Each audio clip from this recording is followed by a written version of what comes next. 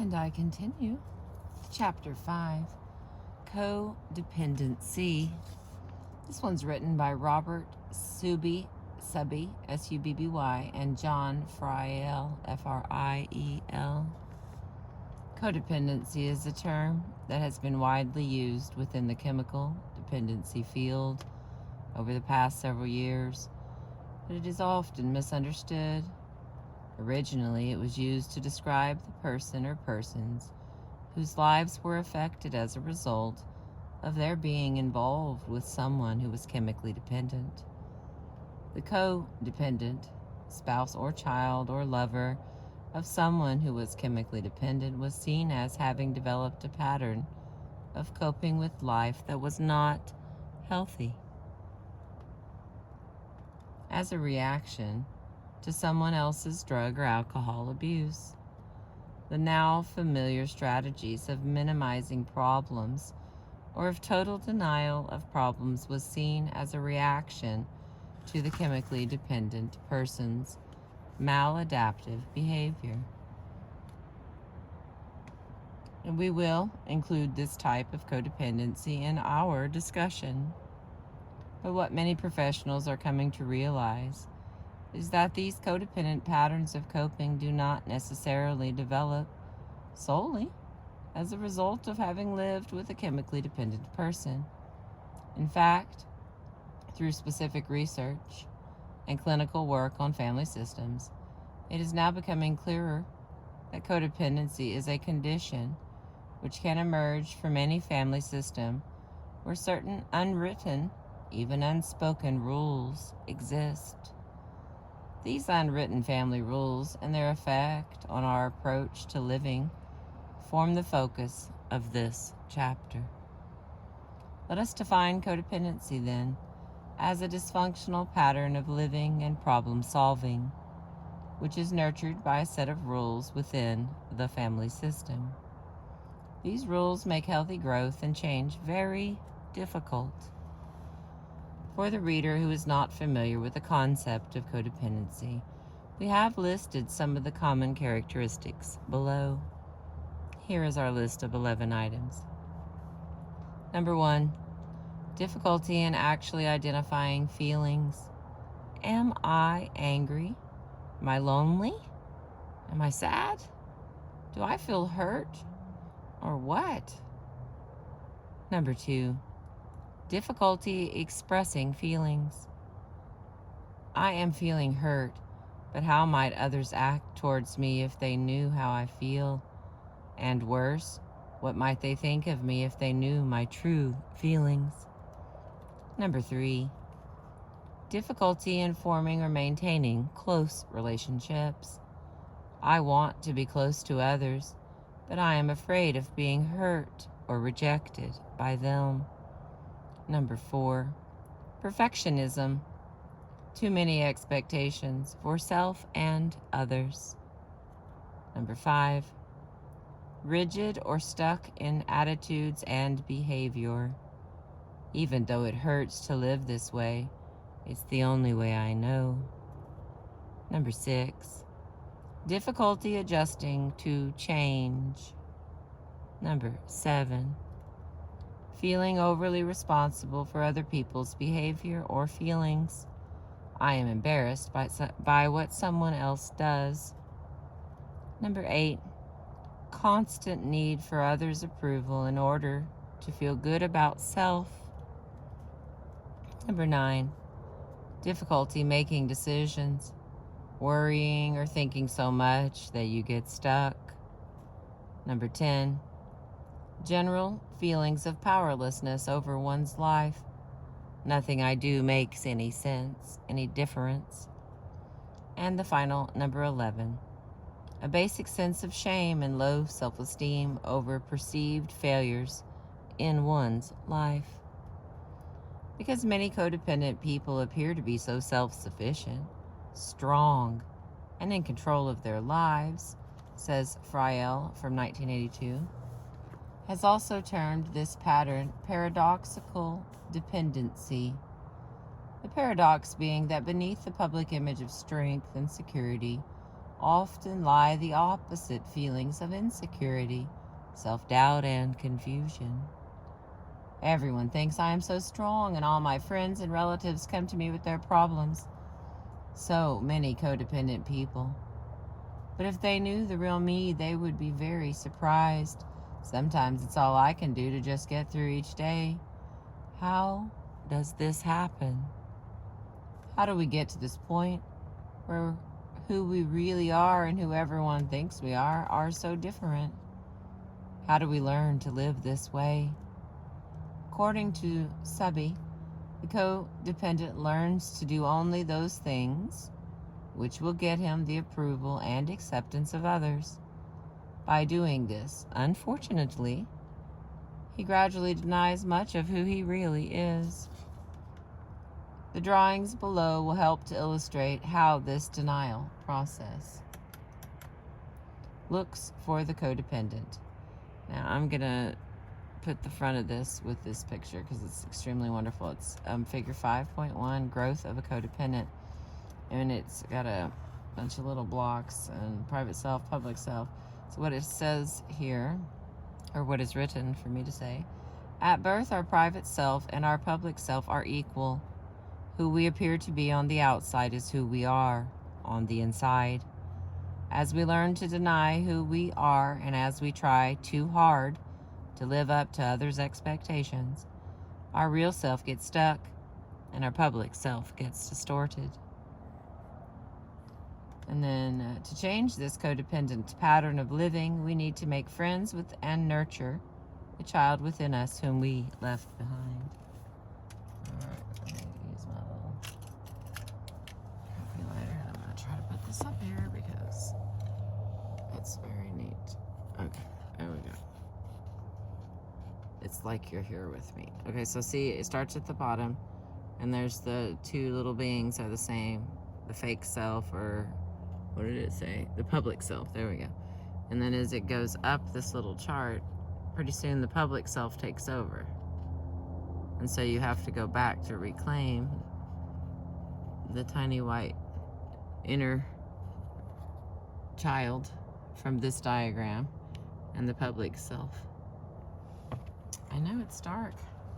This is the games we play when we read at night, but I loved the park. It made me think of a beautiful use of codependency because it's a lot more fun to play with people. And then as a wild child, I've been to a lot of parks at night, so this is for some of those friends that went to those parks with me in the middle of the night. Okay, we continue. This is kind of a long chapter. In our view, these patterns of living develop through practice. By practicing a set of rules which we learn as we are growing up, or in some cases after we have grown up, we become codependent in our way of living. When we say that codependency originates in the family system, we mean that some or all of the characteristics listed above are transmitted to family members through a set of rules. Let's look at perfectionism for just a moment. It is okay to expect things to be done correctly most of the time. We try to put the garbage in the garbage can, for example, rather than putting it out on the lawn. But we see many people being downright unhappy because they expect every minor detail to go exactly as they had planned. And when we grow up in perfectionistic families, we tend to become perfectionistic too, because it's all we know. When Dad yells and screams about 1,000 little things, Mom and Dad yell at each other for minor household tasks left undone, then we begin to believe that it is very bad to leave minor things around the house undone. In fact, we eventually begin to believe that each little mistake that we make in life is a major tragedy. In extreme cases, it's not too long before we begin saying to ourselves over and over, if only I hadn't been born, if only I were smarter or prettier or more athletic or more something, then everything would be okay. It's hard to feel good about ourselves when we judge everything we do as not measuring up to someone else's standards. Basically, how we treat ourselves and others is a direct result of the rules that we learned to follow as we were growing up. How we handle things like stress and conflict as adults is the result of how we learned to handle them as kids. How we choose to handle them in the present is up to us. Let's examine some of these rules which keep us stuck in codependent patterns of living. Number 1, it's not okay to talk about problems. Number 2, feelings should not be expressed openly. Number 3, communication is best if indirect, with one person acting as a messenger between two others, also called triangulation. Number 4, unrealistic expectations. Be strong, good, right, perfect. Make us proud. Number 5, don't be selfish. Number 6, do as I say, not as I do. Number 7, it's not okay to play or to be playful. Number 8, don't rock the boat. If you look more carefully at these rules, you will begin to see that they all have something to do with protecting or isolating oneself from others by not taking the risk to get close. People growing up according to these rules don't realize that there are actually many families that do allow each individual to talk about problems outside the family, or to express emotions openly, or to make mistakes without undue criticism. They don't realize that in many families, being vulnerable and asking for help is both routine and okay. That isolating and denying oneself is not the best way to be. 2 examples. At 13, Jim was an average student, attractive, popular among his peers, athletic and extroverted. But because his father was an alcoholic, Jim lived 2 lives. At home, he was lonely and terrified over what others might find out about his family. Jim was depressed, filled with shame and doubt, guilty for wrongs and never committed, and deeply resentful. Unable to discuss the fear or anger or any of the other normal emotions he was feeling, Jim turned to alcohol and drugs. 12 years later, Jim entered treatment for chemical dependency, where for the first time he learned that the family rules operating while he was growing up were largely responsible for his inability to face his own personal problems constructively. In an effort to compensate for these unhealthy rules, Jim had developed a pattern of perfectionism, compulsive overworking, and destructive dependency in his intrapersonal relationships, in addition to his alcoholism. Anne was 10 when she started to withdraw into the safety of her own private fantasy world. An excellent student, shy, eager to please, and inhibited, Anne began to develop a pattern of compulsive overeating, television viewing, and studying. Beneath it all, she was fearful, anxious, lonely, and depressed. Although neither of her parents nor any of her close friends were chemically dependent, the therapist whom she saw first many years later recognized her compulsive, approval-seeking, dependent behavior patterns and referred her to an outpatient codependency treatment program. During treatment, Anne discovered, for the first time, that her problems were rooted in the same set of family rules, which led to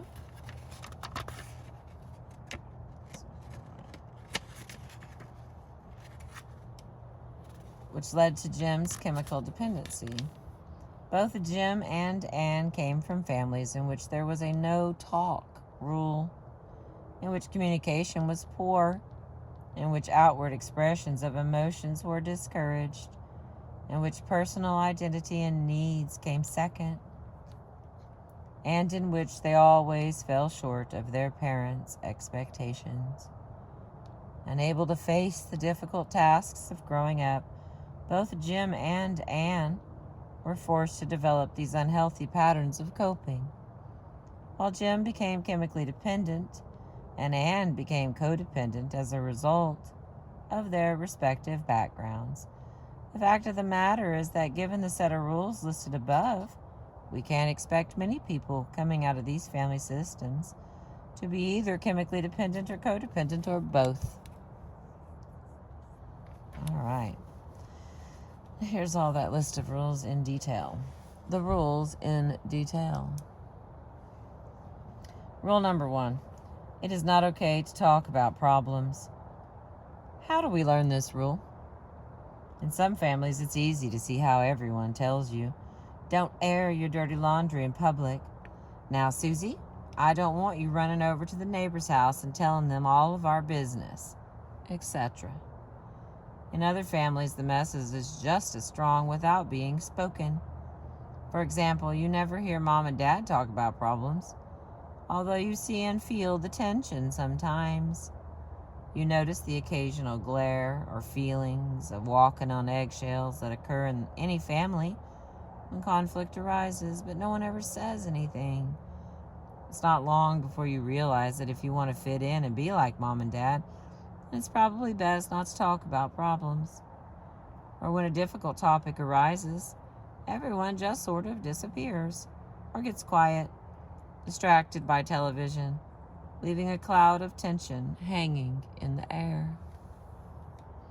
How does adherence to this rule affect us? Well, it eventually makes us avoid our own problems and deny that we have any problems, and contrary to what you might think, it fosters a sense of impending doom, much of the time, typified by knots in the stomach, free-floating anxiety, headaches, and sleeplessness, just to name a few. It makes us numb in all kinds of ways. Since we aren't supposed to talk about problems, we begin to believe that if we admit having problems, then there will be something horribly wrong with us that is not wrong with most people. If we admit to having a problem, then we fear that we will still be judged by others as weak, unhealthy, and ultimately this results in a deep sense of shame about a very real part of everyday life. Like, we all have problems. And of course, as you might expect, it is impossible to solve a problem if you don't know how to talk about it or even acknowledge that you have one. This perhaps is the most frustrating, saddening outcome of the no talk rule. Rule number 2. Feelings are not openly expressed. In the first place, we Americans are known for being a bit inhibited when it comes to showing our feelings. We like the image of being clever and practical. We take pride in being able to hide our emotions and solve all our problems without help. We can put a man on the moon, design and build sophisticated structures, replace diseased organs, even give back someone their sight. But when it comes to expressing our true feelings, we are often like a fish out of water. In families with unresolved chemical and codependency issues, this emotional blocking is an even greater problem. Expressing feelings is hard enough, but especially so when the spoken or unspoken rules make it clear that we just don't. Statements like "big boys don't cry," or "I'll give you something to cry about," are obvious ways that this rule is learned. But there are more subtle ways. For example, when a child, feeling frightened or lonely, tries to sit on his father's lap or give him a hug, Dad gets tense. He may not say anything, but his back may arch a little and his shoulders stiffen. The father, in this case, might be uncomfortable with his own feelings, and as a result may end up conveying this discomfort to his child. In time, the child might learn not to show his feelings around Dad at all. The results of not expressing our feelings are many. We may come to believe that it is better to deny what we feel rather than to risk letting someone else see who we really are inside. Eventually, this cutting off of our emotional selves becomes so complete that indeed, even we do not know who we really are. Our heads tell us one thing, like we don't care what others think or say, while our bodies unconsciously begin to tell us something else. We develop things like tension headaches or migraines, ulcers, hypertension, rashes, loss of sleep, or sleeping too much, depression or anxiety. And because we are now so cut off from our feelings, we don't see how they are affecting us. Rule number 3. Communication is often indirect, with one person acting as messenger between two others. Triangulation. Dad says to Tom, age 14, "I wish you'd tell your mother to be more understanding of me. She's really being grouchy lately. She doesn't know how much it hurts me." Tom goes away, thinking that he can really fix things up if he lets Mom know the inside scoop on how Dad really feels. So Tom says to Mom, "You know, Mom, Dad has been feeling pretty down lately about the way you've been reacting to him." Now, what's so unusual about this scene?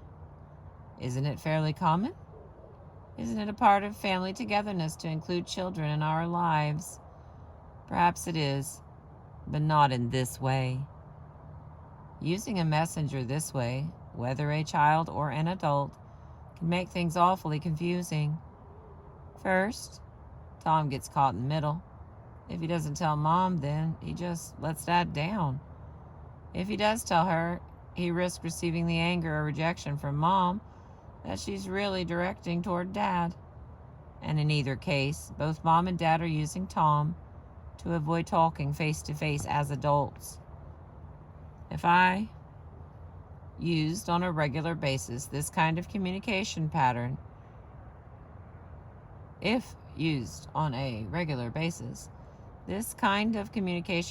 can make everyone extremely sick and upset inside. Messages get mixed or confused. Feelings get misdirected, and innocent people become victims of others' inability to confront personal problems directly. The pain can become unbearable. Rule number 4. Unrealistic expectations. Be strong, good, right, perfect. Make us proud. Doing well and achieving is important to most of us, and most of us have a fairly clear idea of how we think should be done or handled. Sometimes, though, we begin to believe that there is only one right way. That what's worse, we begin to believe that enough is never enough. There is only one Albert Einstein, only one Willie Mays, only one Eleanor Roosevelt, and only one Madame Curie. Your child or spouse cannot, therefore, become Albert Einstein or Madame Curie.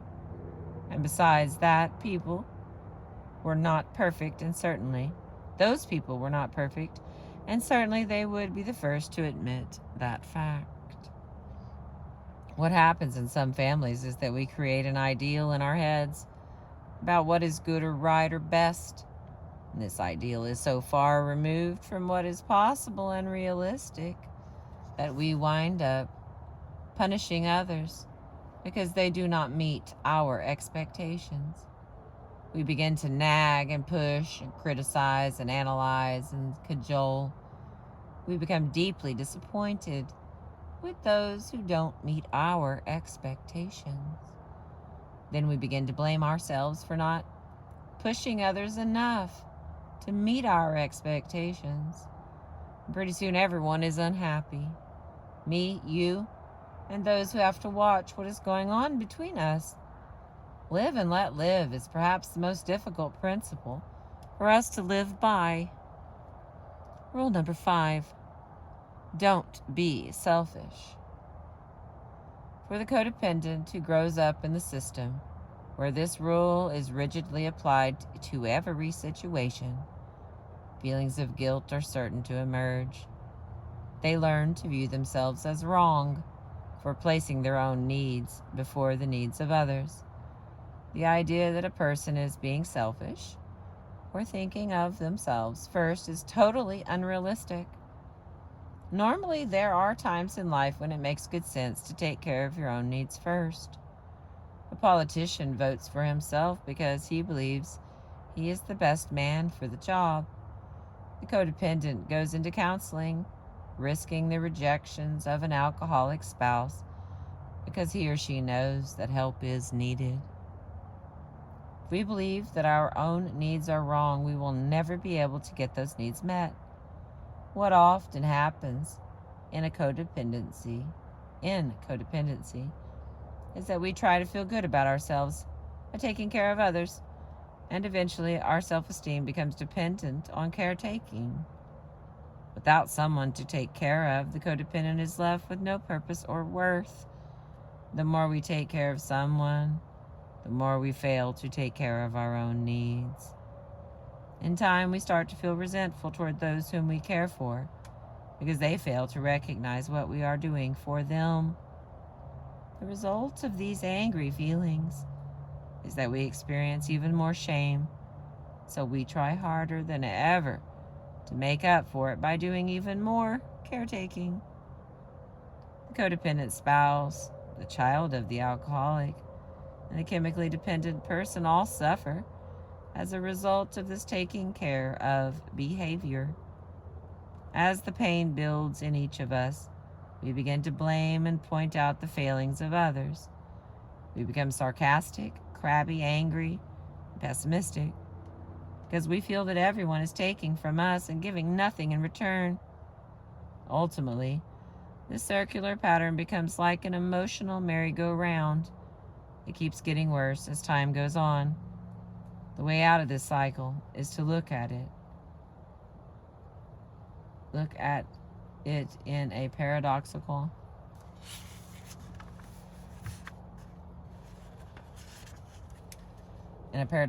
way. To break the painful hold that this "don't be selfish" rule has on the codependent, he must first decide to be selfish and take care of himself. This means that in order to get free, the individual must first stop the very thing he has come to believe will earn him the acceptance and love which he needs. When the codependent discovers that taking care of himself first is often the best way to be of help to others and gain their respect, he will also find self-respect. In other words, while the risk to change is a difficult one at first, in the long run, the rewards of taking the risk are great. Rule number 6. Do as I say, not as I do. This rule, perhaps more than any other, teaches us not to trust. If, as children, our parents tell us to be honest, and then turn right around and tell a lie, well, we become confused. We become suspicious. We stop taking risks and count only on ourselves. We do this out of a need to protect ourselves from the pain of inconsistency. Remember the time that Dad promised to take you to the movies or fishing on Saturday afternoon, but he instead decided to play golf? Or maybe he had to work. Or worst of all, he started to drink. After a few disappointments like this one, we start to wonder whether or not our parents love us and whether we count. Many of us who experience these inconsistencies of the "do as I say, not as I do" rule came to believe as children that we really aren't good enough and don't deserve our parents' love. Unable to get our parents' approval, we seek out new ways of getting attention, conscious or otherwise. Our goal is to manipulate others to give us validation and love. Who we are inside is not good enough or deserving enough, so we hide this unacceptable part and learn to do those things which will bring us approval from others. The most destructive part of this particular rule is that by doing only what we think others want us to do, we deny ourselves and become divided inside. Denying who we really are prevents us from ever knowing if those people close to us really care about us or love us. After all, we have only let them know that part of us which we believed they would accept. We live in constant fear of being rejected if they should ever find out the truth. Trying to do the right thing does not make us secure, because we are not being true to ourselves. We know a lot about the truth as a result of trying to avoid it, but we never feel okay. Rule number 7. It's not okay to play. From the very beginning, the codependent person believes that the world is a very serious place. Life is difficult and always painful. Like all the rules previously mentioned, this rule lends itself to the development of a codependent view of ourselves as unlovable, boring, stupid, ugly, and wrong. Because of this, the codependent must work twice as hard as everyone else just to feel okay. Believing that what they do is who they are, it becomes increasingly important to their feeling okay that they not be without something to do. It's okay to play if you are a child, but not if you are an adult. The longer we deny our need to play, the more we suffer. Ultimately, to play is to risk being spontaneous and perhaps even foolish, which is too scary for the codependent. Children in alcoholic families are in a hurry to grow up. Parents of these children often say about them that they are 6 years old going on 40. Being all grown up someday is important, but losing the ability to play is a disaster.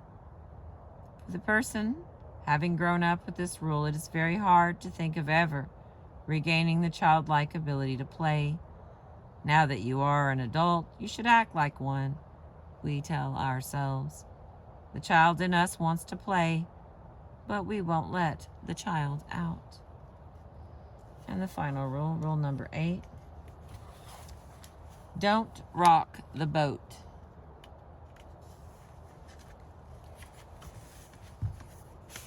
Every family is a system, like the organs in the body.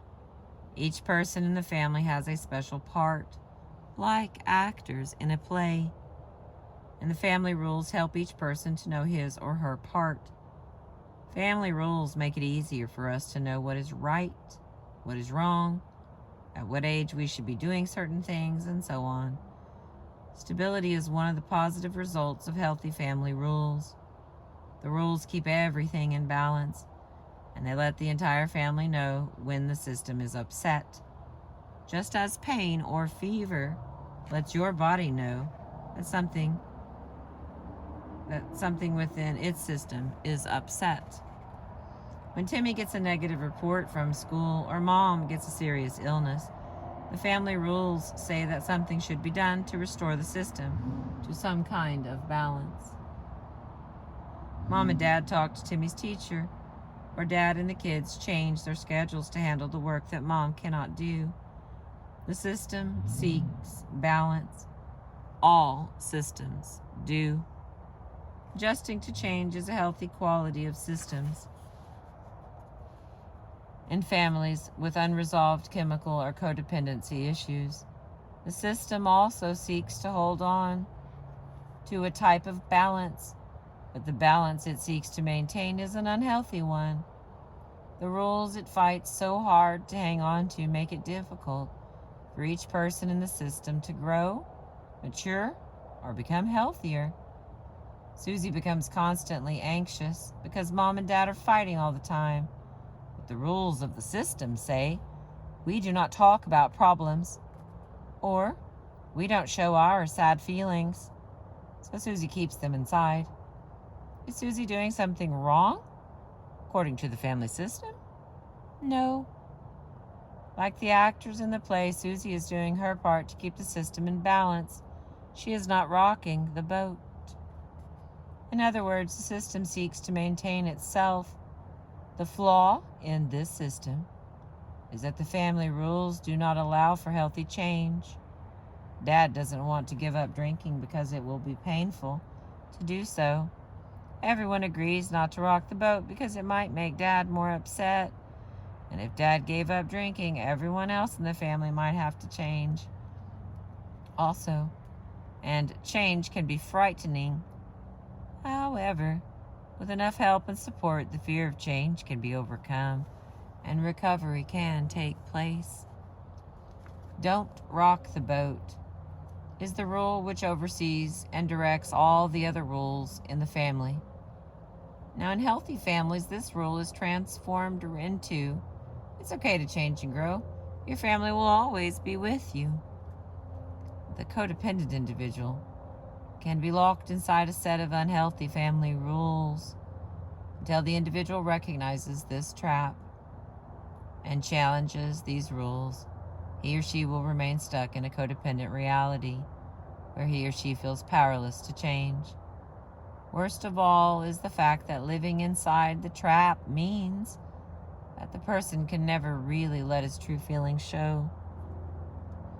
And the private self, the child, remains hidden, isolated, and alone because this private self is not allowed to come out. Real closeness and intimacy with self and others is very hard to achieve. I am loved for what I do. Or am I loved for who I am?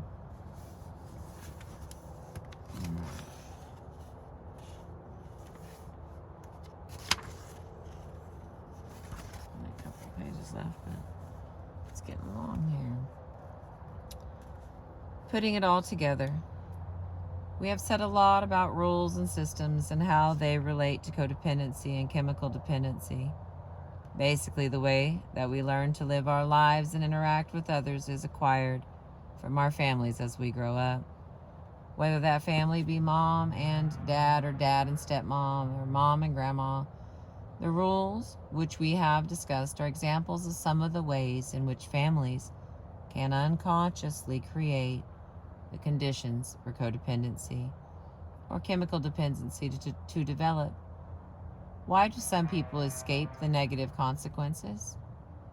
We don't know for sure, but research suggests that they may have formed an attachment to someone who was outside the family system long enough so that they were able to choose healthier ways of living. Perhaps this other person was an aunt or an uncle or the parent of a friend.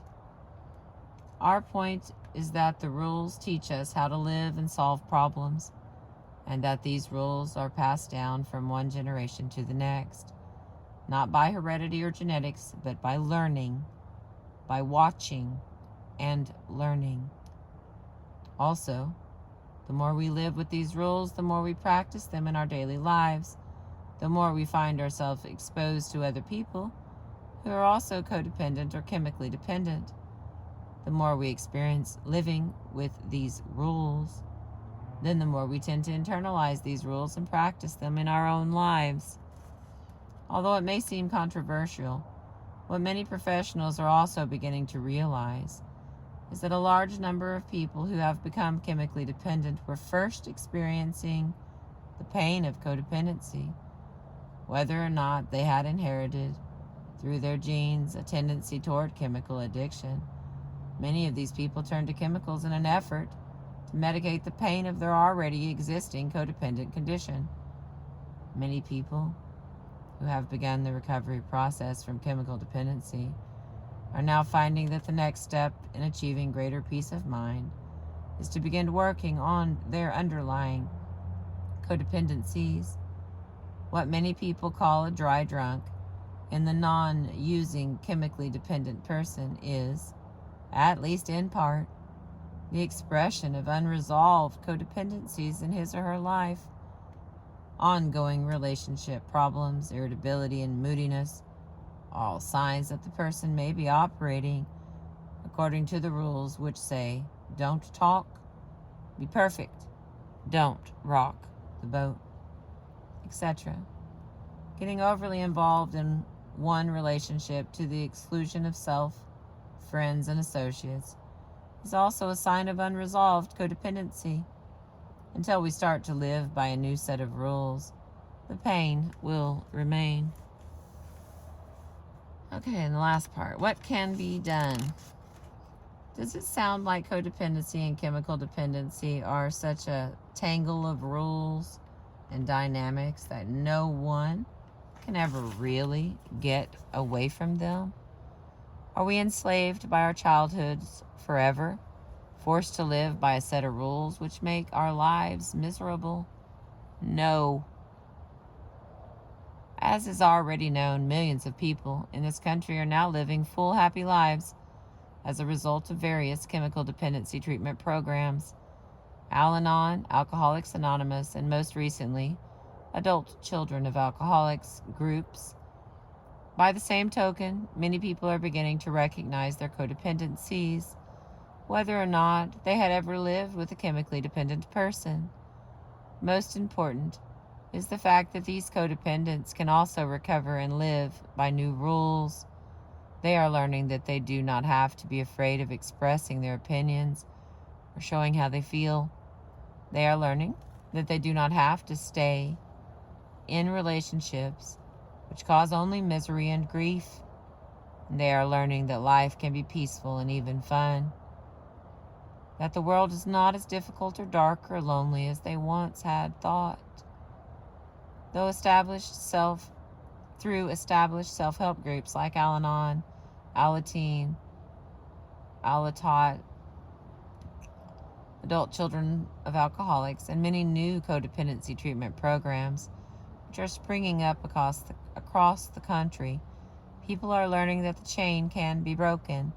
The rules can be changed. While change is almost always risky and scary, in this case, the benefits of learning new rules are well worth it.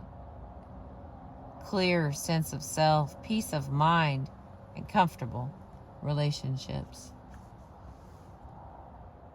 I'm going to add this little checkup on the next one because it's too dark.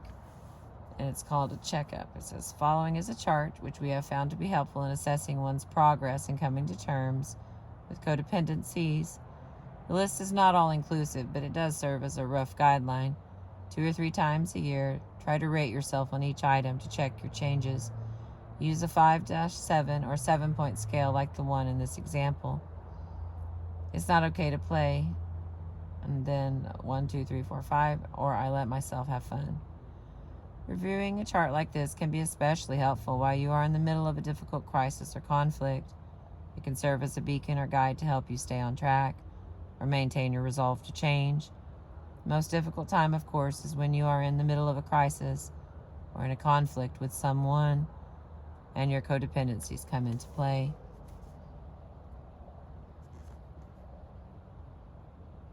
Codependency rules. It's not okay to talk about problems. Or growth-enhancing rules. I try to share my problems and get feedback about myself from others. Number 2, codependency rules. Feelings should not be expressed openly. Or growth-enhancing rules. I try to express any persistent feeling with the appropriate person. Number 3, for codependency rules. Communication is indirect using messengers. Or growth-enhancing rules. I speak for myself directly to whoever is appropriate for the message. Number 4, unrealistic expectations. Or I am learning to let go of perfection, details, and being right all the time. Number 5, codependency rules. Don't be selfish. Have some guilt.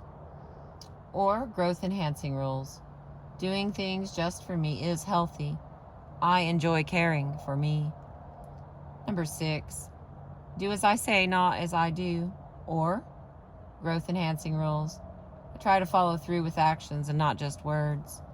And the final one, number 7, it's okay not to play. Or I let myself have fun. I can even be silly sometimes. All right, that is the end of chapter 5.